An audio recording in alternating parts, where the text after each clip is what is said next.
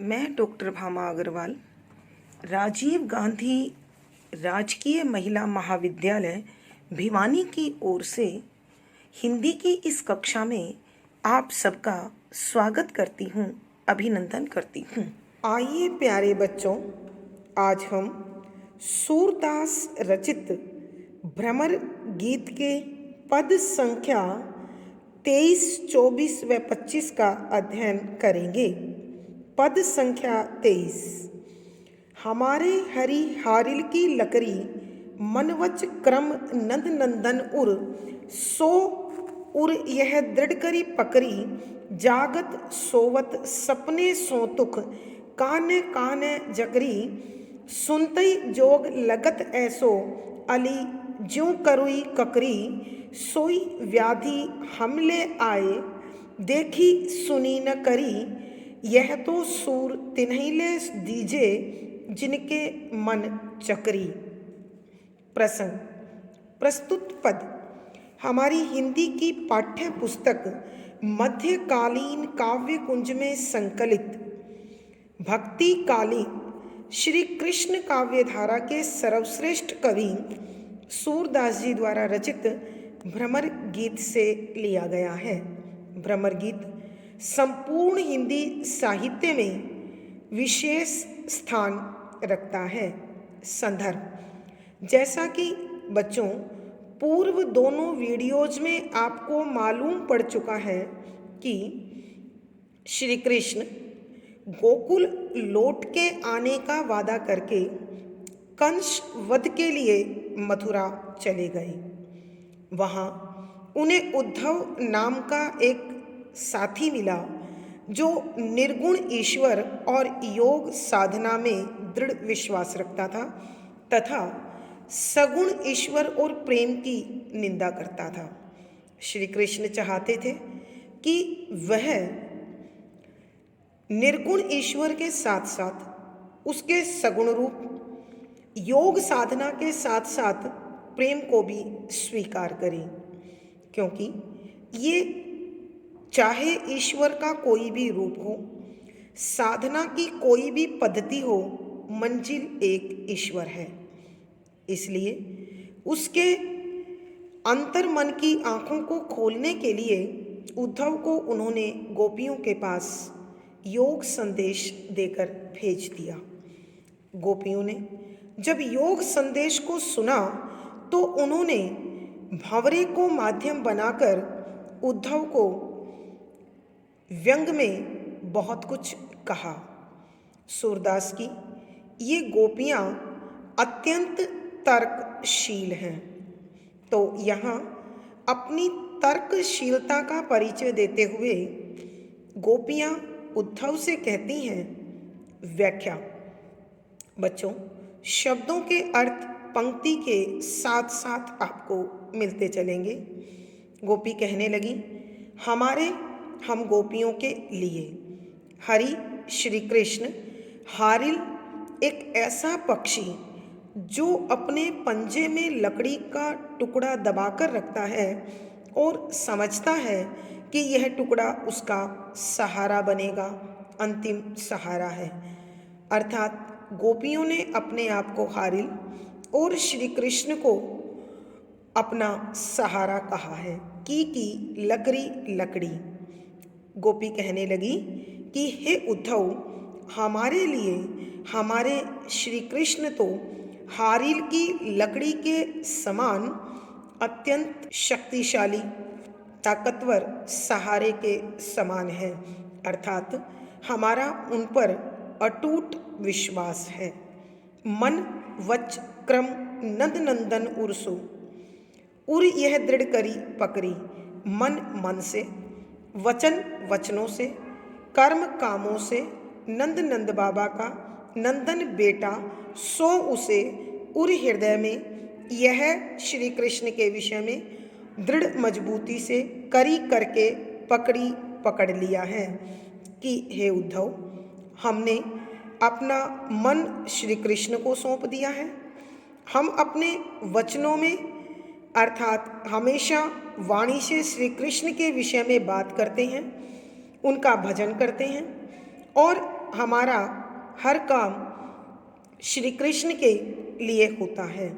हमने नंद बाबा के बेटे को मन से, वचनों से और कामों से अपने हृदय में दृढ़ता से बसा लिया है। अर्थात अब हम श्री कृष्ण के सिवा किसी और के विषय में विचार भी नहीं करती हैं। जागत जागते हुए, सोवत सोते हुए, सपने सपने, सोतुख यानी कोई भी समय हो, काने काने कन्हैया कन्हैया जकरी जपती रहती हैं कि हम तो जागते हुए, सोते हुए, सपने में और आठों पहर कृष्ण कृष्ण का जाप लगाए रखती हैं। सुनते ही जोग लगत है ऐसो, सुनते ही सुनने में जोग योग साधना लगत महसूस होता है। ऐसो इस प्रकार का अली है सखी, जो जैसे करुई कड़वी ककड़ी ककड़ी, कि हमें तो यह योग साधना सुनने भर में करवी ककड़ी के समान कसैली, कड़वी और त्याज्य महसूस होती है, फेंकने योग्य महसूस होती है। सोई व्याधि हमें ल आए, देखी सुनी न करी। सोई इस प्रकार की व्याधि बीमारी हम गोपियों के लिए लेकर आए हो, जिसे देखी देखा नहीं है, सुनी सुना न नहीं, करी भोगा नहीं है। कि हे उद्धव, आप तो हम गोपियों के लिए एक ऐसी बीमारी लेकर आए हो जिसके विषय में न हमने देखा है, न सुना है और न ही कभी उसे भोगा है। यह तो सूर तिनैले दीजे। कि सूरदास जी कहते हैं, गोपियाँ कहने लगी यह योग साधना तो तिनई उन लोगों को ले जाकर दीजे, दे दो, जिन लोगों के मन हृदय चक्कर की भांति घूमते रहते हैं, अर्थात विचलित हैं, डगमगाते रहते हैं। कि सूरदास जी कहते हैं, गोपियाँ कहने लगी कि उद्धव, तुम अपनी योग साधना उन लोगों को दो जिनके मन अस्थिर हैं, चंचल हैं, प्रभु पर टिकते नहीं हैं। एक बार फिर बच्चों ध्यान से सुनिए। गोपियाँ उद्धव से कहने लगी कि हे उद्धव, हमारे हरी हारिल की लकड़ी, कि हम गोपियों के लिए तो श्री कृष्ण हारिल पक्षी की लकड़ी की भांति एक दृढ़ और अंतिम सहारा है। मनवच क्रम नंद नंदन सो उर यह दृढ़ करी पकड़ी, कि हम गोपियों ने मन से, वचनों से और कामों से नंद बाबा के बेटे श्री कृष्ण को हृदय में मजबूती से बसा रखा है। जागत सोवत सपने सोतुख, काने काने जकरी, कि जगते हुए, सोते हुए, सपने में आठों पहर हम कृष्ण कृष्ण कन्हैया कन्हैया रटती रहती हैं। सुनते ही जोग लगत है ऐसो, अली जो करवी ककरी, कि हे सखी, इस योग साधना को सुनने मात्र से हमें यह कड़वी ककड़ी के समान कड़वा, कसैला और त्यागने योग्य महसूस होता है। सोई व्याधि हमें ले आए, देखी सुनी न करी। कि हे उद्धव, आप तो हम लोगों के लिए इस प्रकार की बीमारी लेकर आए हो जिसके विषय में न हमने पहले देखा है, न सुना है और न ही कभी भोगा है। यह तो सूर तो नहीं ले दीजे जिनके मन चकराई। सूरदास जी कहते हैं, गोपियाँ उद्धव को कहने लगी कि हे उद्धव, यह योग साधना आप उन लोगों को समझाइए, उन लोगों को ले जाकर दे दीजिए जिनका हृदय विचलित रहता है, भटकता रहता है, डांवाडोल रहता है, अस्थिर है। हमने तो अपने तन मन में श्री कृष्ण को बसा लिया है और हमारी उन पर अटूट आस्था है। भावार्थ कहने का भाव यह है कि गोपियाँ श्री कृष्ण को अत्यंत दृढ़ता के साथ, अनन्य भाव से, एक निष्ठ भाव से समर्पित हैं।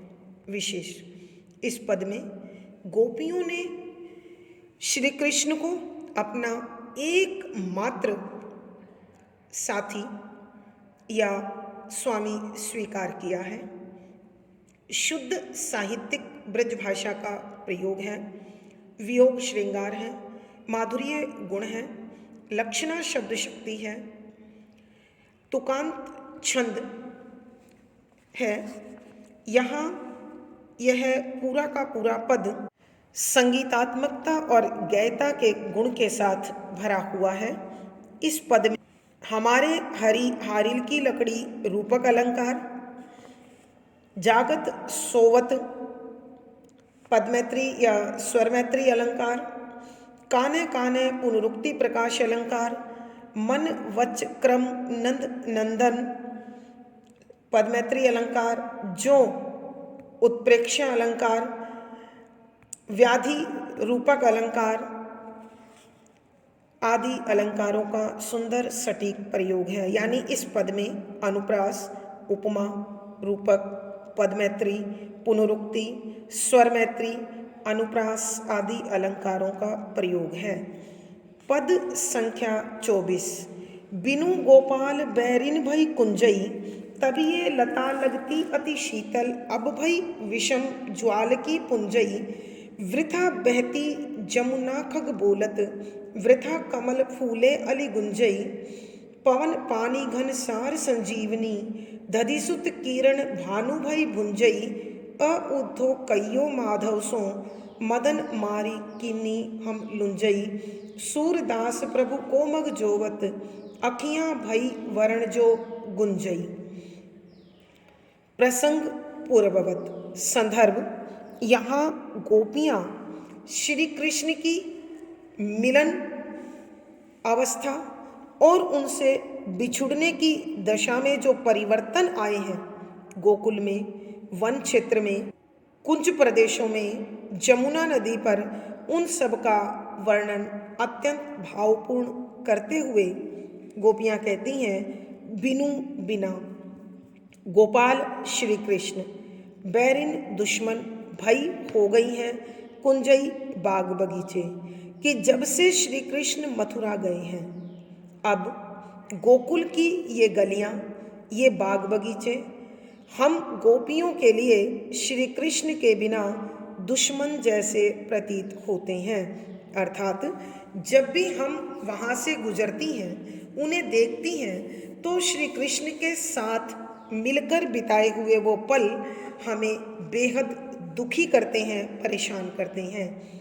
तब ये लता लगती अति शीतल, तब उस समय ये जो गोकुल में उगी हुई हैं लताएं लगती महसूस होती थी, अति अत्यधिक शीतल, मन भावक, सुख देने वाली, मन को शांति देने वाली, कि जब श्री कृष्ण हमारे साथ होते थे तो इन बाग बगीचों में उगे हुए पेड़ पौधे और लताएं हमें बड़ी मनमोहक लगती थी, आकर्षक लगती थी, मन भावक लगती थी। मगर अब भई विषम ज्वाल की पुंजई, अब जब श्री कृष्ण मथुरा चले गए हैं, भई हो गई हैं, विषम माने भयंकर, भयानक, ज्वाल आग की लपटें, की पुंजे लपटें, कि अब यही पेड़ पौधे लताएं हमें भयंकर आग उगलते से प्रतीत होते हैं। अर्थात हमें इन लताओं का स्पर्श, इन लताओं की सुंदरता श्री कृष्ण की सुंदरता और उनके स्पर्श की याद दिलाती है। अब जब श्री कृष्ण मथुरा है तो गोकुल का हर व्यवहार, हर सौंदर्य, हर प्राकृतिक दृश्य सब हमें बेकार महसूस होता है। वृथा बहती जमुना, वृथा माने व्यर्थ, बेकार, बहती बह रही है जमुना, यमुना नदी, कि अब हमें लगता है कि यमुना नदी बिल्कुल बेकार होकर बहती है। खग बोलत, कि पक्षियों की चहचहाट भी हमारे कानों को चुभती है, कचोटती है, कि अब पक्षी किस लिए कलरव करते हैं, किसे सुनाने के लिए चहचहाते हैं। वृथा कमल फूलई, कि बेकार ही कमल के फूल खिलते हैं। अली गुंजई, इन फूलों पर मकरंद लेने के लिए भंवरे भी बेकार में ही गुनगुनाते हैं, गुंजार करते हैं। पवन पानी घनसार संजीवनी। पवन हवा, पानी जल, घनसार कपूर, संजीवनी जीवन देने वाले, दधिसुत चांद चंद्रमा, किरण चांदनी, भानु सूर्य, भई बन गई है, भुंजई जला रही है। कि गोपियाँ कहने लगी कि हवा ने अपनी शीतलता छोड़ दी है, जल ने और कपूर ने अपने जीवन देने वाले गुण का परित्याग कर दिया है, शीतलता को छोड़ दिया है। संजीवनी बूटी भी जीवन देने की बजाय ये सब पदार्थ अब जीवन को हरने वाले, नोचने वाले महसूस होते हैं। चंद्रमा की चांदनी भी अब सूर्य की किरणों के समान जलाने वाली बन गई है। और अब ये सब तत्व मिलकर हम गोपियों को शीतलता देने की बजाय, सुख देने की बजाय, आनंद देने की बजाय विरह की आग में जलाते हैं, तड़फाते हैं और दुख देते हैं। ए उद्धव कइयो माधव सो, ए उद्धव उद्धव, कइयो कह देना, माधव सो श्री कृष्ण से, मदन कामदेव मारी मार कर किन्हीं कर दिया है हम गोपियों को, लुंजई कमजोर, अपाहिज, अपंग, दिव्यांग। कि हे उद्धव, आप जाकर श्री कृष्ण से कह देना कि उन्होंने हमें अपने प्रेम के बंधन में बांधकर जो प्रेम के तीर हम पर मारे, उसके कारण हम अपाहिज और कमज़ोर हो गई हैं। अर्थात अब हम लाचार और बेबस होकर केवल श्री कृष्ण से सहारे की बाट जोहती हैं, इंतज़ार करती हैं। सूरदास प्रभु को मग जोवत, अखियाँ भई वरण जो गुंजई। सूरदास जी कहते हैं, गोपियाँ उद्धव को कहने लगी, प्रभु को अर्थात श्री कृष्ण का मग रास्ता, जोवत देखते हुए, बाट देखते हुए, अखियाँ आँखें भई हो गई हैं, वरण रंग, ज्यों जिस प्रकार का, गुंजई गुंजा नाम का पक्षी। कि जिस प्रकार गुंजा नाम का पक्षी एकदम लाल रंग का होता है, ठीक उसी प्रकार मथुरा का रास्ता देखते देखते हम गोपियों की आंखें भी उसी के समान लाल हो गई हैं। एक बार फिर बच्चों पद की व्याख्या सुनिए। बिनु गोपाल बैरन भई कुंजी। कि गोपियाँ कहने लगी, श्री कृष्ण के बिना तो अब गोकुल के ये बाग बगीचे, पेड़ पौधे और लताएं हमें दुश्मन लगती हैं। तब ये लता लगती अति शीतल, अब भई विषम ज्वाल की पुंजई। कि जब श्री कृष्ण गोकुल में हम लोगों को साथ होते थे, तब ये लताएं, ये पेड़ पौधे, ये सब हमें मनमोहक लगते थे, आकर्षक लगते थे, हमारे मन को आनंद देते थे। परंतु जब से कृष्ण मथुरा गए हैं, तब से ये सब प्राकृतिक तत्व जो हमें आकर्षक लगते थे, अब वो आग उगलते से महसूस होते हैं। उनसे आग की लपटें निकलती हैं, अर्थात उनसे हमें विरह की आग धधकने लगती है, भड़क जाती है। वृथा बहती यमुना। कि अब तो हमें लगता है यमुना का बहना बेकार है, पक्षियों का चहचहाना बेकार है, कमल का खिलना बेकार है और उस पर भंवरों का गुनगुनाना बेकार है। पवन पानी घनसार संजीवनी। कि हवा, जल और कपूर जो जीवनदायी तत्व हैं, आज ये भी हमारे लिए दुखदाई हो गए हैं। ये भी विरह के कारण हमारे प्राण खींचते से महसूस होते हैं। और जो चंद्रमा चांदनी से शीतलता प्रदान करता था, अब वो सूरज बनकर दहकती हुई किरणें हम पर डालकर हमें जला रहा है। ए उद्धव कइयो माधव से। कि हे उद्धव, आप श्री कृष्ण से जाकर कहना कि मदन मारी कीनी हम लूंजे। कि उन्होंने अपने प्रेम के बंधन में बांधकर हम गोपियों को अपाहिज बना दिया है, अपंग बना दिया है, कमज़ोर बना दिया है। सूरदास जी कहते हैं, गोपियां कहने लगी, हमारी आंखें श्री कृष्ण का रास्ता देखते हुए गुंजा पक्षी के समान लाल और ज्वलनशील दुखती हुई बन गई हैं। भावार्थ, कहने का भाव यह है कि गोपियां श्री कृष्ण के वियोग में तड़फती हुई अपनी विरह वेदना का वर्णन उद्धव के समक्ष कर रही हैं। विशेष यहाँ गोपियों के विरह का सजीव चित्रण हुआ है। शुद्ध साहित्यिक ब्रज भाषा का प्रयोग है। वियोग श्रृंगार रस है, माधुर्य गुण है। यहाँ राग सारंग का प्रयोग है, गेयता और संगीतात्मकता बनी हुई है। रास्ता देखना मुहावरे का सटीक प्रयोग होने के कारण लक्षणा शब्द शक्ति है। इस पद में अनुप्रास, उल्लेख, विरोधाभास, संबोधन, कारण आदि अलंकारों का सुंदर सटीक प्रयोग हुआ है। पद संख्या 25। उद्धो न हम विरहई न तुम दास, कहत सुनत घट प्राण रहत है, हरितजी भजऊ आकाश, विरही मीन मरत जल बिछुरे, छाड़ी जियन की आस, दास भाव नहीं तजत पपीहा, बरु सही रहत पियास, प्रगट प्रीति दशरथ प्रतिपाली, प्रीतम के बनवास, सूर श्याम सो दृढ़व्रत कीनो, मेटी जगत उपहास। प्रसंग पूर्ववत।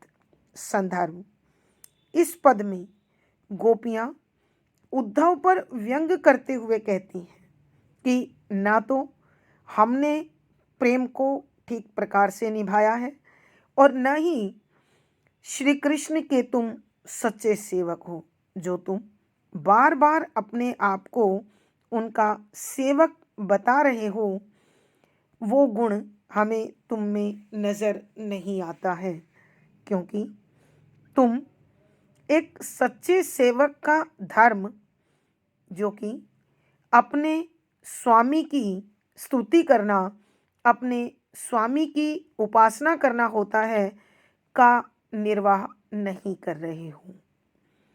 इसी प्रकार के भावों को व्यक्त करते हुए गोपियां कहती हैं कि व्याख्या, शब्दों के अर्थ साथ साथ उद्धव उद्धव, न नहीं, हम गोपियां, विरही विरहणी हैं, न तुम दास सेवक हूँ, कि हे उद्धव, न तो हम सच्ची वियोगिनी हैं, विरहणी हैं, और ना ही तुम सच्चे सेवक हो, क्योंकि कहत सुनत घट प्राण रहत है।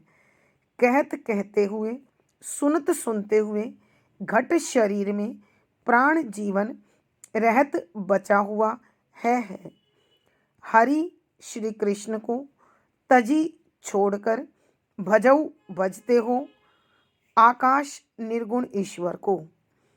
कि गोपियां कहती हैं, कहत सुनत घट प्राण रहत है, कि कहते सुनते हुए हमारे शरीर में जीवन बाकी है, और तुम भी सच्चे सेवक का जो दंभ भर रहे हो, जो अपने आप को सेवक बता रहे हो, तो तुम भी सच्चे सेवक नहीं हो, क्योंकि श्री कृष्ण के पास रहते हो, तुम्हें उनका गुणगान करना चाहिए, लेकिन तुम उनको छोड़कर निर्गुण ईश्वर को, पर उस परमात्मा को भजते हो जिसका रूप रंग आकार नहीं है। कि गुणों की खान, सुंदरता का पर्याय श्री कृष्ण को छोड़कर तुम उसे ढूंढने की कोशिश कर रहे हो जो पहचाना ही नहीं जा सकता। अगर हम सच्ची विरहणी होती तो विरही मीन मरत जल बिछरे, विरही विरोगिनी, विरहणी मीन मछली, मरत मर जाती है, जल जल से, बिछुरई बिछड़कर, छाड़ी छोड़कर, जियन जीवन जीने की आस आशा को। कि विरहणी मछली पानी से बिछुड़कर उसके प्रेम में तड़फ तड़फ कर जीवन दे देती है और जीने की आशा छोड़ देती है, जबकि हम श्री कृष्ण से बिछुड़कर आज तक जीवित हैं, जिंदा हैं। हमें उनसे बिछुड़ते ही अपने प्रेम की परीक्षा देते हुए प्राण त्याग देने चाहिए थे। दास भाव नहीं तजत पपीहा। और एक सच्चा दास क्या होता है, उसका गुण क्या होता है, ये पपीहा हमें समझाता है। दास सेवक भाव भाव नहीं नहीं तजत छोड़ता है। पपीहा पपीहा बरु चाहे सही सहता है, रहत रहता है प्यास प्यासा। कि पपीहा कि चातक पक्षी अपने दास्य भाव का, अपने सेवक भाव का परिचय देता है और वह अपने स्वामी को छोड़कर कुछ और स्वीकार नहीं करता, चाहे उसे प्यास में तड़फ तड़फ कर प्राण ही क्यों ना देने पड़े। बच्चों, यहाँ कवि पपीहे के माध्यम से बताना चाहते हैं कि पपीहा पक्षी स्वाति नक्षत्र में बरसने वाली पानी की बूंद को ही ग्रहण करता है, चाहे उसे प्यासे रहते हुए अपने प्राण ही क्यों न त्यागने पड़े।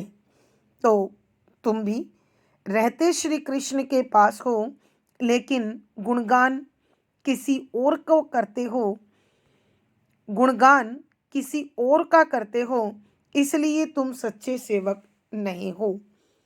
प्रगट प्रीति दशरथ प्रतिपाली।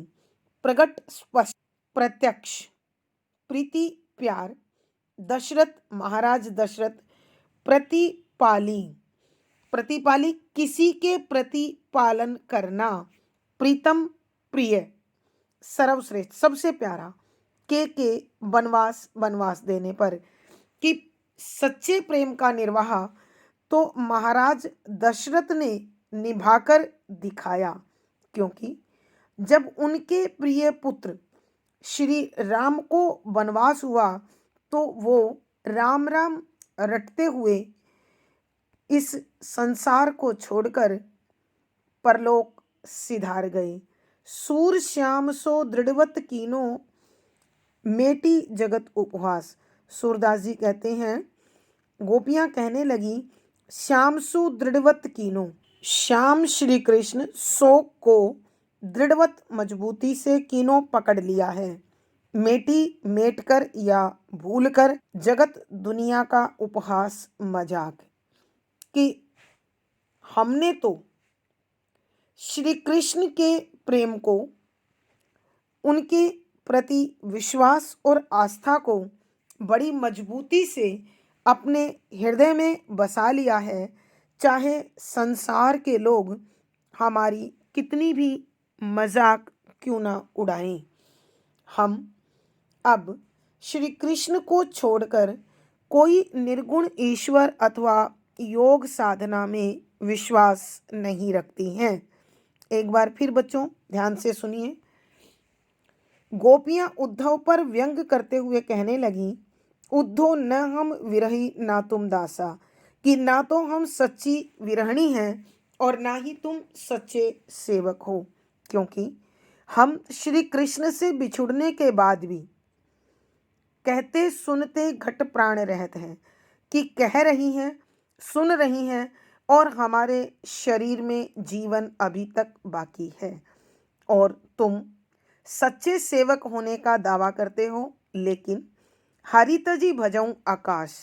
कि स्वयं सुंदरता का सागर, प्रेम का पर्याय श्री कृष्ण को छोड़कर उस निर्गुण ईश्वर को जपते हो, उसके ध्यान की बात करते हो जो न दिखाई देता है और न जिसे सुना जा सकता है।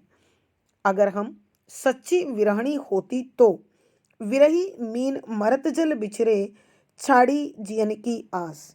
कि पानी से बिछुड़ने के बाद विरहणी मछली पानी के प्रेम में तड़फ तड़फ कर अपने प्राण दे देती है और जीवन जीने की आशा का त्याग कर देती है।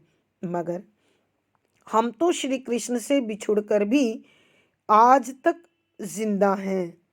हमें इस संसार में सच्ची विरोहिणी अथवा प्रेमिका कहलाने का कोई हक नहीं है। दास भाव नहीं तजत पपीहा, बरु सही रहत पियास। तो गोपियां कहती हैं कि सच्चे सेवक का भाव तो पपीहा दर्शाता है, चातक दर्शाता है, क्योंकि वह स्वाति नक्षत्र में पड़ने वाली बारिश के बूंद का ही जल ग्रहण करता है, चाहे उसे प्यासा रहते हुए प्राणों का त्याग क्यों ना करना पड़े। अब वो सच्चे प्रेम का प्रदर्शन करने वाले या सच्चे प्रेम का प्रमाण देने वाले दशरथ के उदाहरण देकर समझा रही हैं कि प्रगट प्रीति दशरथ प्रतिपाली प्रीतम के बनवास, कि महाराज दशरथ ने प्यार के प्रत्यक्ष प्रमाण देकर दिखा दिया। जब उनके प्रिय पुत्र श्री राम को वनवास मिला तो वह राम राम रटते हुए परलोक सिधार गए। यही उनका प्रभु श्री राम के प्रति सच्चा प्रेम था, सच्चा स्नेह था। सूर श्याम लो दृढ़वत कीनी, मेटी जगत उपवास। कि सूरदास जी कहते हैं, गोपियां कहने लगी, हमने तो श्री कृष्ण के प्रेम को बड़ी दृढ़ता से, मजबूती से अपने हृदय में धारण कर लिया है, चाहे संसार के लोग हमारे इस प्रेम की कितनी ही मजाक क्यों न उड़ा लें। कहने का भाव यह है कि गोपियां कहने लगी, हमें निर्गुण ईश्वर और योग साधना के प्रति न कोई लगाव है, न आकर्षण है, और न ही हम अपनी विरह वेदना से मुक्ति चाहती हैं। श्री कृष्ण के प्रेम में चाहे हमें कितने ही कष्ट क्यों न सहने पड़े, लेकिन हमारे लिए उनका प्रेम ही सर्वश्रेष्ठ है, जीवन का लक्ष्य है।